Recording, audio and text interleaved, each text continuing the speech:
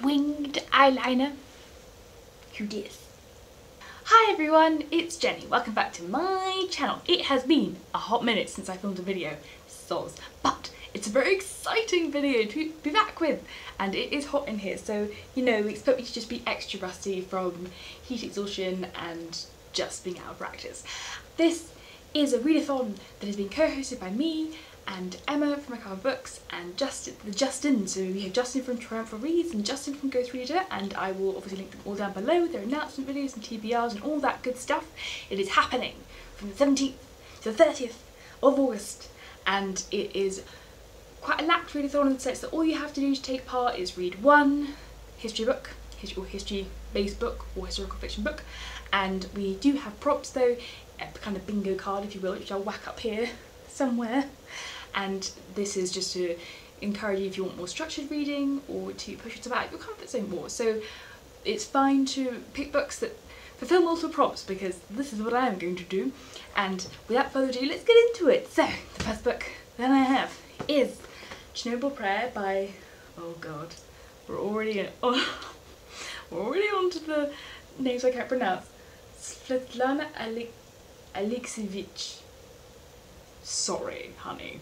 And this is fulfilling the contemporary history prompt because it's within the last 50 years. That's why I define as contemporary, because this happened in the Chernobyl disaster happened in 1986. But it's really looking at the aftermath of that, and she, I think, interviews survivors and people that lived in the area and that kind of thing. So it's very kind of verbatim, and I really like looking at history on a very personal, low-key level. And then we have Hamnet, which is, by Maggie O'Farrell, which is, wait, let me do that again. We have Hamnet, oh, look at it, oh my god, it's so beautiful, which is on the Women's Prize shortlist, and shockingly wasn't on the book along list. But I haven't read this yet, and it's set in 1596. Yes, and it's about Shakespeare's son Hamlet and the illness that him and his princess suffered. So I don't think it actually mentions Shakespeare, but it's set in the Elizabethan period, which is a period I find very interesting. But I should say, I also would quite like to read, where is it? This.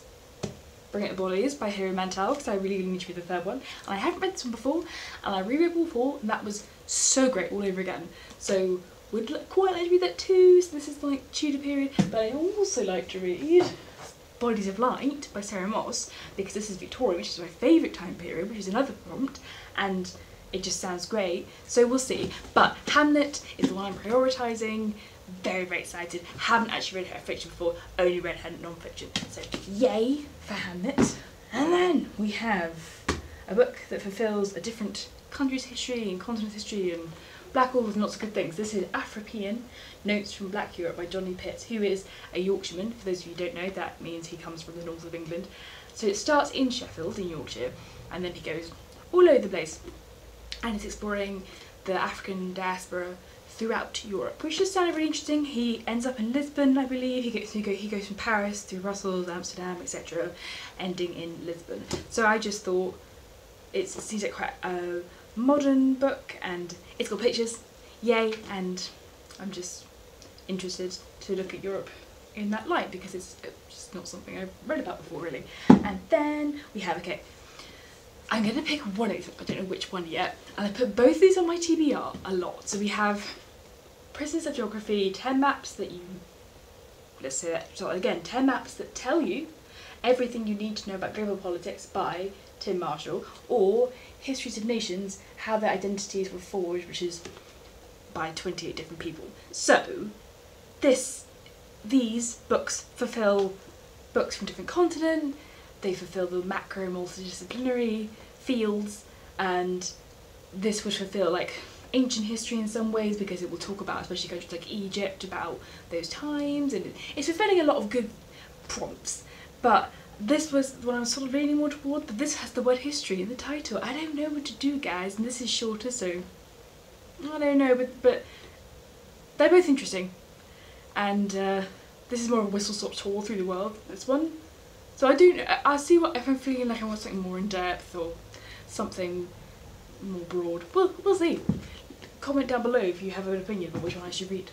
Next we have Motherwell, A Girlhood by Deborah, who was a award-winning journalist, and this, I guess, is local history, but it's also fulfilling the memoir, biography and autobiography prompts, and it's partly about her living in the town Motherwell, but also about her relationship with her mother and her constant act of seeking her approval, but also wanting to get away from the town that she lived, being drawn back. So I think it's partly about home, and I'm always really interested in mother-daughter relationships. And if the writer is a journalist or just a writer of fiction, then I normally will like their style. So I might listen to this in audiobook, I'm not sure. There's a lovely Scottish brogue, and that's just quite nice to listen to for the narrator of this book, so we'll see. But would be really poignant, I think, to read, considering she's recently passed away as well. So there we go. And then a book that I'm very excited to read, and it is coincidentally on Emma's TBR as well. This is Black Tutors, The Untold Story by Miranda Kaufman.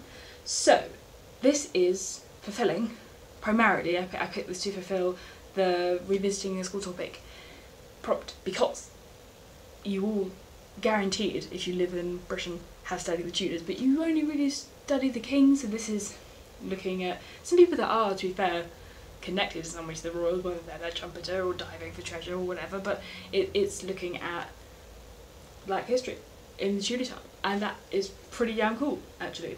So this is definitely, I would say, out of all of these so far, a priority. Exciting.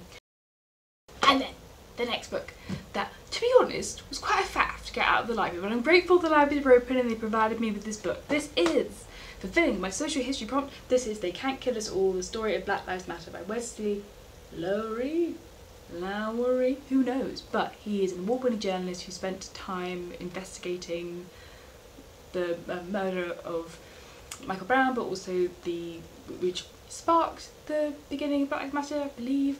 But I'm just quite ignorant about Black Lives Matter beyond that, really. I know so little, so I would really like to know more about how it all began, how it grew, and I think it's interesting that he's not someone who is one of the founders. He's a journalist, so he's got an outsider perspective, and I'm very interested to read this. And also this is quite short, it's like 230 pages, so I think I can definitely read this one. And these are two bonus ones, because, you know, that's just what I'm like, because I'm crazy and 10 books is just not enough. So this is Van Gogh's Ear, The True Story by Bernadette Murphy, which was kind of a interdisciplinary micro book, and it is recreating the day when Van Gogh cut his ear off. I believe it's kind of like a detective story. So it's art history, but sort of built like, not like a true crime, but that sort of thing, and it just sounds fascinating, and I love Van Gogh, so that's a possibility. And then we have, this is really random, my man bought this in charity shop, but I love the title. This is Eggs or Anarchy by William Sitwell, and it is about this guy, what's his name? What is his name? Walton, Lord Walton. How ridiculous are English names. Lord Wilton, who was head of Ministry of Food, and how he had to feed the nation, and about rationing and that kind of thing during the Second World War, and all the different ways he had to come up with food when the ships weren't getting through. And it just sounds random, really interesting, and I've never read any kind of food history before, I don't think, so that'll be fun. And then for audio stuff, I want to listen to A Woman of No Importance, which is fulfilling the prompt of a favourite, read a favourite book of one of the co-hosts, because this is one of Emma's favourite books, and it's about, oh my goodness, what was her name? I want to say Virginia someone, but that could be wrong. I'll put the name down here. But it's about a woman who was a spy in the Second World War, who was American, and she had a wooden leg, but she infiltrated the German side, and I think became one of the most wanted women for the Gestapo, and it just sounds really cool, and I'm down for that. I also want to listen to the story of Antigone by Ali Smith, because that's only an hour long, and I feel like that covers the myth folklore prompt, and the sort of covers ancient, because it's based on Sophocles. But I don't really read ancient history, sorry Justin, that's just not something I've explored that much. Although I really used to love the romance, maybe I should explore that more. But anyway, I want to listen to that because I know I can, because I get through that in an hour. Great. And then I've also got some random history books on Audible that I've been saving. So I've got a biography of Victoria, which is wonderfully just called Victoria by A.N. Wilson, but I might say that for Victober. We'll see, we'll see. Also, I love Lucy Wells' biography of Queen Victoria. That is a cracking book. I'm going to do a video recommending like my favourite Victorian books, but you know, I might be getting to that, but I will definitely be getting to 1, 2, 3, 4, The Beatles by someone I can't remember the name of now, damn it, but I'll whack it up here. But that is literally about the Beatles because, fun fact, they are my favourite band, and if you don't like any Beatles songs at all, I don't know if we can be friends. Listen, they had range, they developed.